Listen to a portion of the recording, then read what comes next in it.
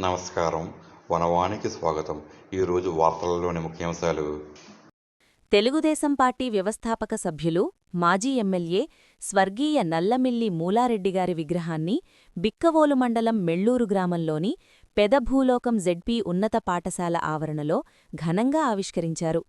అనపర్తి శాసనసభ్యులు నల్లమిల్లి రామకృష్ణారెడ్డి ముఖ్య అతిథిగా పాల్గొని ఈ విగ్రహాన్ని ఆవిష్కరించారు. ఈ సందర్భంగా ఏర్పాటు చేసిన సభలో ఎమ్మెల్యే రామకృష్ణారెడ్డి మాట్లాడుతూ, స్వర్గీయ మూలారెడ్డిగారు రాజకీయాన్ని ధనార్జన కోసం కాకుండా కేవలం ప్రజాసేవ కోసమే వినియోగించిన గొప్ప వ్యక్తి అని కొనియాడారు. ఆయన నిస్వార్థ సేవ, నిజాయితీ నేటి యువతకు ఆదర్శమని, ఆయనను స్ఫూర్తిగా తీసుకోవాలని పిలుపునిచ్చారు.